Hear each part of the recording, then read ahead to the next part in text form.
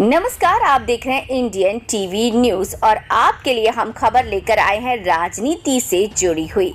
जी हाँ, मैं हूं वर्षा सिंह और बढ़ते हैं इस खबर की ओर। उत्तर प्रदेश की समाजवादी पार्टी और कांग्रेस पार्टी देश के विपक्षी दलों के इंडिया गठबंधन का महत्वपूर्ण हिस्सा है, लेकिन दोनों ही पार्टियों के बीच समन्वय का ये हाल है कि जैसे जिसको जहां मौका मिलता है वो अपने हिसाब से चल रहा है। लोकसभा चुनाव को अगर छोड़ दें तो मध्य प्रदेश, राजस्थान के बाद हरियाणा, जम्मू कश्मीर, झारखंड, महाराष्ट्र विधानसभा चुनावों और यूपी विधानसभा उपचुनाव में ये साफ देखने को मिला।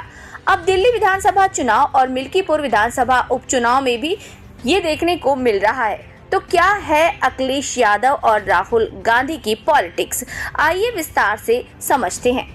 साल 2023 में विपक्ष के कई दलों ने मिलकर इंडिया गठबंधन का ऐलान किया, जिसमें प्रमुख विपक्षी दल कांग्रेस और उत्तर प्रदेश में सबसे बड़े विपक्षी दल समाजवादी पार्टी भी हिस्सा बने।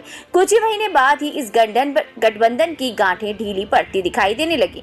मध्य प्रदेश और राजस्थान विधानसभा चुनाव आया तो समाजवादी पार्टी प्रमुख अखिलेश यादव ने कांग्रेस के साथ इंडिया गठबंधन के तहत सीटों की दावेदारी करना शुरू कर दी, लेकिन कांग्रेस नेताओं ने इसे तवज्जो नहीं दी। अखिलेश यादव ने काफी कोशिश की लेकिन सीटें नहीं मिली। नाराज अखिलेश यादव ने अकेले दम पर ही सपा प्रत्याशी मैदान में उतार दिए। फिर आया लोकसभा चुनाव।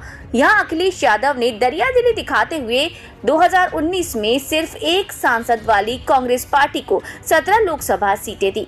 सपा से गठबंधन का कांग्रेस को सीधा लाभ मिला और इंडिया गठबंधन ने भाजपा को चौंकाते हुए कुल 43 सीटें अपने नाम की, जो इंडिया गठबंधन की ये बड़ी जीत मानी गई। माना गया है कि ये गठबंधन अब आगे और मजबूत होगा। कांग्रेस ने 6 सीटें अपने नाम की, जो 2009 के बाद उसका सबसे बढ़िया प्रदर्शन माना गया। वहीं अखिलेश यादव की समाजवादी पार्टी 37 सीटों पर पहुंच गई, लेकिन इसके बाद हरियाणा, जम्मू कश्मीर विधानसभा चुनाव आया तो फिर वही पुराना हाल। जीत के सपनों से लबरेज कांग्रेस पार्टी ने अखिलेश यादव की साझेदारी सीटों की दावेदारी को दरकिनार कर दिया। नतीजतन अखिलेश यादव ने कदम पीछे खींच लिए। हरियाणा में कांग्रेस को बुरी तरह हार का सामना करना पड़ा। जम्मू कश्मीर में सपा ने कांग्रेस प्रत्याशी के सामने अपने प्रत्याशी उतार दिए। इसके बाद झारखंड और महाराष्ट्र विधानसभा चुनाव आया तो महाराष्ट्र में 12 सीटें मांग रहे अखिलेश यादव को सिर्फ 2 सीटें ही दी गईं। वहीं झारखंड में भी सपा ने कांग्रेस के सामने अपने प्रत्याशी उतार दिए। इस तनातनी का असर यूपी की 9 विधानसभा सीटों पर हुए उपचुनाव पर भी देखने को मिला, जहां कांग्रेस पार्टी लगातार 5 सीटों की मांग कर रही थी, लेकिन अखिलेश ने यहां कांग्रेस को झटका दे दिया। कांग्रेस इस मुकाबले से पीछे हट गई। अब दिल्ली विधानसभा चुनाव और अयोध्या के मिल्कीपुर में विधानसभा उपचुनाव होना है। यहाँ अखिलेश यादव और कांग्रेस की नई रणनीति देखने को मिली। दिल्ली में आम आदमी पार्टी पहले ही इंडिया गठबंधन में कांग्रेस के खिलाफ मोर्चा खोल चुकी है।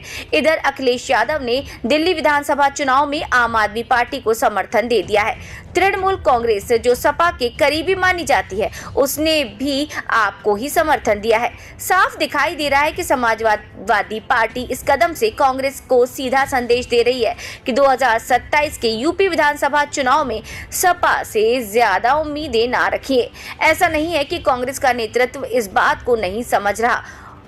उसने भी मिल्कीपुर में सपा को समर्थन देकर संदेश देने की कोशिश की है कि वो गठबंधन चलाने के पक्ष में है, लेकिन साथ ही 2027 के विधानसभा चुनाव को लेकर सभी 403 सीटों पर कांग्रेस की पूरी तैयारी शुरू हो चुकी है। खैर, राजनीतिक समीकरण है, बनते बिगड़ते ही रहते हैं। चुनाव में और भी बातें सामने आएंगी। फिलहाल इतना ही। चलते हैं, नमस्कार।